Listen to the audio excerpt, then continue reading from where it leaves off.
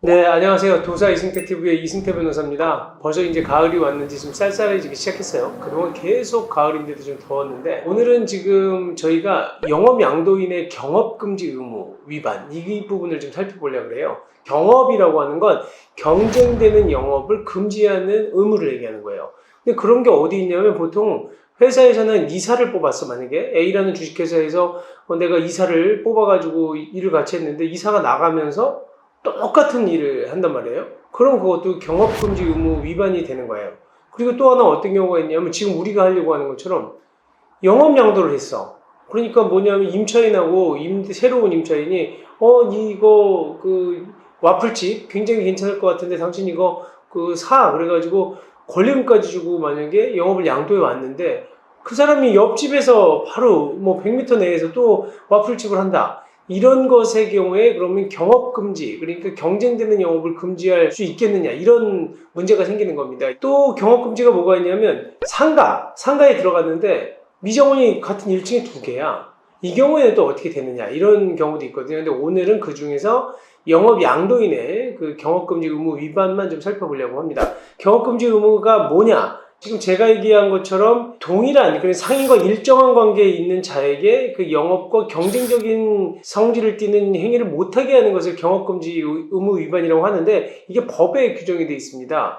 상법 41조에 영업양도인의 경업금지, 이렇게 해서 법에 명문화되어 있는 거예요. 이거는 그래서 보면 상법에는 영업을 양도한 경우에 다른 약정이 없으면, 약정이 있으면 약정에 따르지만 약정이 없으면 양도인은 10년간 동일한 특별시, 광역시, 시군, 그 다음에 인접 특별시, 광역시, 시군에서 통종영업을 하지 못한다.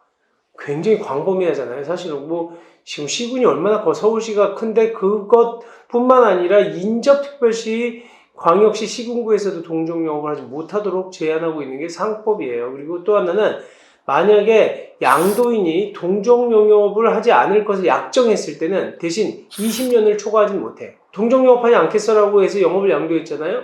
그러면 약정한 경우에는 20년을 초과하지 못해. 너무 많으면 양도인이 아무것도 못 해먹고 살잖아요. 그런 문제가 있고, 또 하나는 그런 약정이 없으면 10년 내에서는 동종영업을 못하도록 돼 있어. 근데 이 상법이요, 지금 범위가 너무 지나치게 큰 것 같다는 생각이 들어요. 옛날에 만들어 놓은 거라, 이게 광역시, 특별시, 인접시군구까지 하면, 내가 떡볶이집 하다가 만약에 영업 양도를 했어. 특별한 약정이 없었어요. 그럼 10년 동안 그럼 시군구에서, 그리고 또 다른 특별시에서 못한다? 인접한 곳이긴 하지만, 이건 좀 너무 심한 것 같은데, 그래서 합리적인 범위 내에서 이제 해석을 달리하고 있거든요. 그러면 요건을 좀 판단해 볼게요. 첫 번째, 경업금지 의무가 발생하려면 일단 영업이 양도돼야 돼요. 영업이라고 하는 건 사실 영업이라는 게 뭐야? 영업을 양도한다는 게? 뭘 양도해야 영업이 양도일까요? 가게라고 하는 건 물리적인 게 있잖아요. 그 점포 위치가 있는 거고. 만약에 지금 여기에서 굉장히 유명한 떡볶이집을 했는데 그 떡볶이집에 줄을 섰어. 그럼 넘긴다는 건 가게만 넘겨요?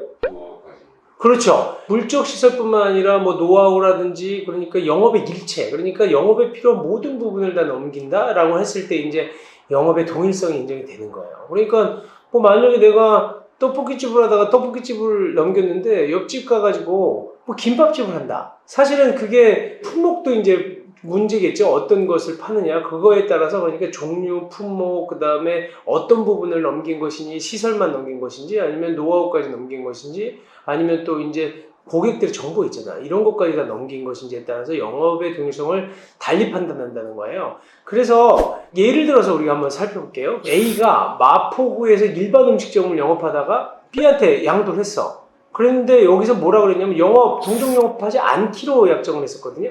근데 이 사람이 100m도 떨어지지 않은 곳에서 일반 음식점을 또 개업을 한 거예요. 그러다 보니까 지금 B 입장에서는 너무 화가 나잖아. 그래서 영업하지 마라, 영업금지 가처분 신청을 했어요. 그러다 보니까 A가 이거 소송 들어오니까 자기가 마치 이 음식점의 주인이 아닌 것처럼 제3자를 내세웠어. 그 경우에 지금 동종 경업금지 의무 위반에 해당되느냐를 판단을 했던 거거든요. 근데 대법원은 뭐라고 그랬냐면, 아니 일단 지금 A가 영업금지 의무 위반을 지느냐라고 봤을 때 동종의 업종이고, 그 다음에 약정을 해서 지금 영업을 금지하기로 했음에도 불구하고 100m 떨어진 곳에서 음식점을 했다. 그리고 파는 종목도 비슷하다. 이거 당신 영업금지 의무 위반이야 라고 판단을 했어요. 근데 다만 얘가 제3자를 내세웠네. 이 경우에도 실질적인 관계를 보니까 음식점에 나와서 있고 지금 경영에도 참여하는 것 같다는 거예요. 그렇기 때문에 이 경우에는 지금 둘 다 공모를 한 거나 마찬가지이기 때문에 이거는 영업금지 의무 위반이다라고 해서 영업금지 가처분을 인용해 준 판결이 있습니다. 그리고 또 하나 케이스가 있어요. 이 부분은 뭐냐면 영양탕. 지금은 잘 안 먹지만 그래도 아직도 있거든요. 한때는 이게 그 개고기집이지. 그러니까 개고기집이 굉장히 그 좀 잘 되던 때가 있었어요. 그리고 또 그 집집마다 비법이 좀 달라. 그런데 이제 그 개고기집을 양수를 받은 거예요. 근데 사실 이런 경우 많아요. 냉면집도 비슷비슷하지만 유난히 잘 되는 데가 있거든. 근데 양수를 받았는데 시설비 명목으로 1,200만 원을 지급했어. 그 다음에 음식점의 상호, 전화번호, 비품도 그대로 쓰기로 하고 그리고 5일 동안 조리법에 대한 전수도 해준 거예요. 이 경우에는 그러면 당연히 어때요? 경업금지 의무가? 그렇죠. 있다고 보여지는 거예요. 그런데 이 사람이 불과 540m 떨어진 곳에서 영양탕을 판매를 했는데 이 경우에도 경업금지 위반했다라고 법원이 인정했어요. 근데 540m가 사실은 생각하기에 따라서 이게 가깝기도 하고 멀기도 해요. 왜냐면 직선거리 540m거든요. 이게 지금 서초역이잖아요. 교대역보다 더 멀 거예요. 그러면 거기서 하는데 이게 경업금지 의무이 될지 이게 점점 교통이 이제 더 간편해지고 그다음에 정보가 많아지면서 점점 거리는 더 멀리 있는 것도 경업금지 위반의 범위에 포함이 될 수도 있다는 거거든요.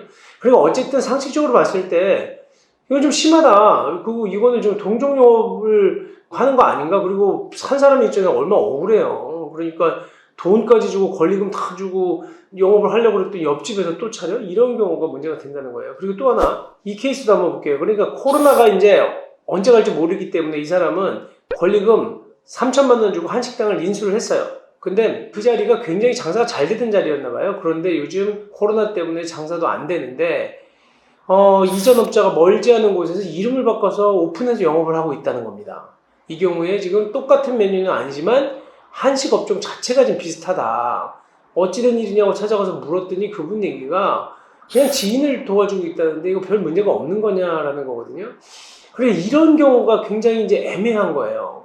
그래서 이 부분에 대해서는 아까 얘기한 것처럼 영업의 내용이 뭐냐, 그 다음에 규모, 방식, 범위 여러 가지 사정을 다 봐야 되고 이분이 실질적으로 영업을 하고 있는 거냐 아니냐까지 판단을 해야 되는데 이분처럼 제3자를 내세워서 하는 경우에는 원칙적으로 그게 다 밝혀지면 경업금지 의무 위반이 되겠지만 밝히기가 어렵죠. 그게 이제 문제라는 거예요. 결국은 제가 맨날 얘기하는 이거는 진실 게임이 아니라 입증 게임이 되는 거예요. 입증을 어떻게 할 것이냐. 이분은 그 사실 이걸 다 입증하면 손해배상도 청구할 수 있고 또 그 경업금지 의무 위반으로 가처분도 할 수 있거든요.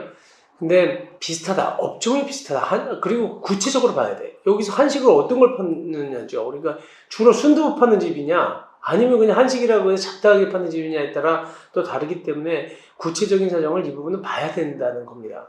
그리고 마지막 사연 하나 또 볼게요.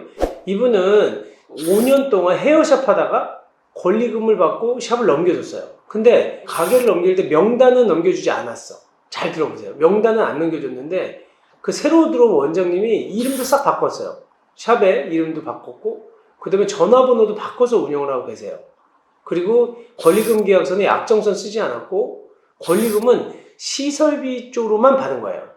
그랬을 때 1년쯤 지났어. 이분이 다시 샵을 열고 싶어요. 근데 자기네 집하고도 가깝기 때문에 그 가게를 내려고 하는 거지 옛날 곳하고 그렇게 멀리 떨어지지 않은 장소라는 거예요. 이거는 어떨까요? 이 정도만 들어봤을 때요. 상담이 안 된다고. 왜 그렇죠? 어떤 부분이요? 회사 이름도 바꿨고 네. 전화번호도 바꿨으면서 일단 기술적인 부분이 넘어가지 않아요. 맞아요. 정확해요. 그러니까 이 부분이 지금 경업금지 의무를 위반을 주장하기 어려웠던 게 상호를 바꿨어요. 그 다음에 전화번호도 바꿨어. 그 다음에 권리금 준 것도 시설에 대한 인수조라는 거거든요. 그러다 보니까 이 부분에 대해서는 경업금지 위반에 대한 해당하는 영업용도라고 보기 어렵다. 이렇게 판결을 내린 겁니다. 그래서 이 부분에 대해서 한번 잘 살펴보셔야 됩니다. 우리가 경업금지 의무 위반이 모든 경우에 해당된다는 것은 아니에요. 그리고 경업금지 의무를 위반했을 경우에 그러면 새로운 양소인, 그러니까 새로운 임차인은 무엇을 주장할 수 있느냐? 첫 번째, 가처분할 수 있어. 확실하게. 영업을 하지 마라. 왜냐하면 이거는 나중에 손해배상 청구도 할 수 있지만 손해배상 청구뿐만 아니라 계속적으로 손해가 발생하잖아요. 재판하는데 3년 걸려. 대법원까지 간다면 최소한.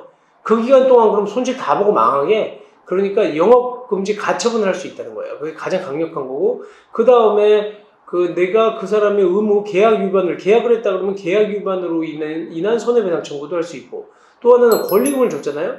권리금 상당한 게 또 손해잖아. 그러니까 권리금 반환 청구도 할 수 있는 겁니다.